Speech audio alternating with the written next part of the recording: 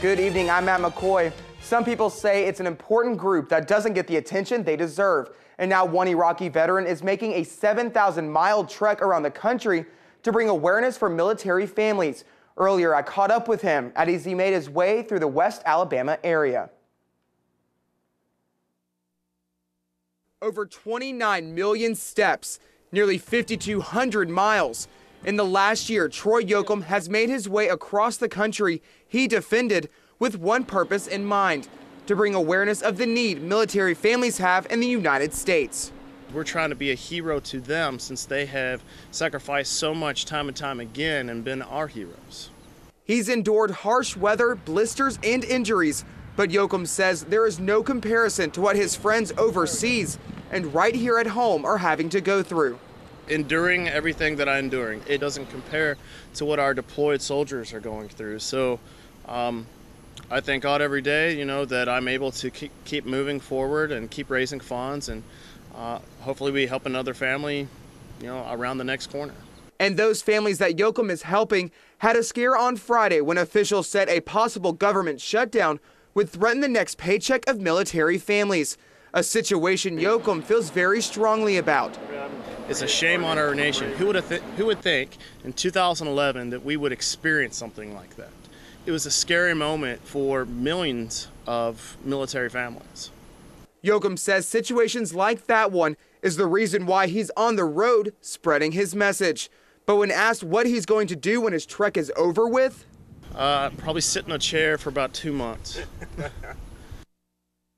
After Tuscaloosa, Yoakum is heading to Atlanta. If you want to learn more about his trek and how you can donate, you can go to www.drumhike.com. The White House says President Obama will be letting the nation know soon his views on how the deficit is getting under control. This, as Republicans say the fight over reining in the red ink is far from over. Barbara Hall has the latest on the budget battle from Atlanta. There could be uphill battles ahead for President Obama and Congress on spending. The ayes appear to have it. The 2011 fiscal budget may be a done deal, but Republicans say more must be done to trim the government. The White House announced Sunday the president will lay out his plans for long-term deficit reduction this week.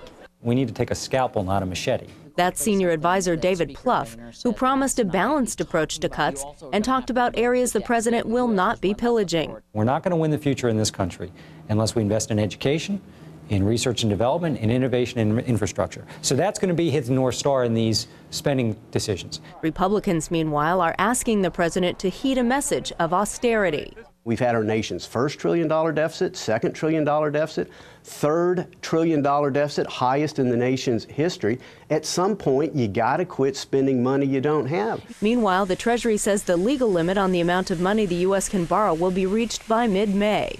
In what could be another big fiscal fight in Congress, Republicans say they won't support raising the so-called debt ceiling unless more big steps are taken towards deficit reduction. Barbara Hall, WVUA News. Back here in Alabama, drivers continue to feel the strain on their wallets as the price of gas keeps going up. According to AAA, the average cost for a gallon of regular unleaded in Tuscaloosa has increased from $3.40 last month. The price of regular unleaded is as high as $3.69 per gallon at some gas stations here in town. The cost of premium gas has also increased to $3.99 in some places. We spoke with some drivers to see how they feel about increasing gas prices. Times are tough. I mean, what else can you say? As much as they raise them, we still have to pay it. I think it's bad, but what can I do? I need to go places, so I need to get gas. So that's it. Well, I think they're outrageous and they need to go down. I plan on buying a bike soon because they're so expensive. Me too. Well, WVUA wants to hear from you. If you see low gas prices, call the WVUA Pump Patrol hotline. That number is 205-523-5001. After last year's legislation limited tuition increases for students involved in the prepaid affordable college tuition program, parents are now worried that could all change. A bill has now been introduced into the Senate that would erase the tuition cap on most of the state's universities. Senator Brian Taylor, who introduced the bill, says it's unfair to schools because students outside the PACT program pay more to support the students in the program. Supporters of the PACT program say if the bill passes, it would kill the PACT program.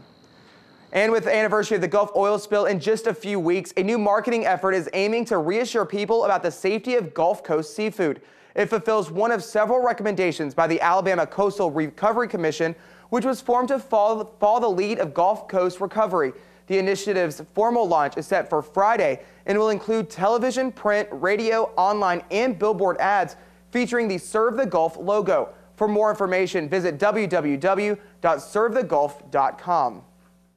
A local band here in Tuscaloosa has the chance to play at one of the biggest music festivals in the country. The Letter 3 is a funk rock band, and the 5 members are competing for their dream of playing at the annual Bonnaroo Music and Arts Festival in Manchester, Tennessee. Fans of the band can go and vote for the band by searching for The Letter 3 on Facebook and downloading their song on the Road to Roo site. Drummer Ryan Mayfield says they're in the top 11 so far, and they need your help to be in the top 8 if they have a chance of winning.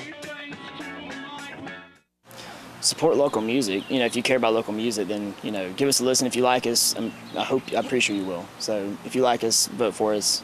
And even if you don't, do it just because, just support local music, you know. So I think we got a good thing going. This year's Bonnaroo Music Festival is June 9th through the 12th. The heat did not stop some from getting out and getting healthy this weekend.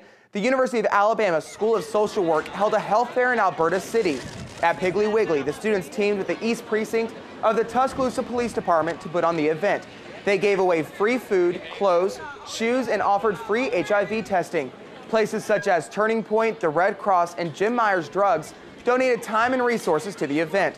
And organizers and students say that working together was exactly what was needed.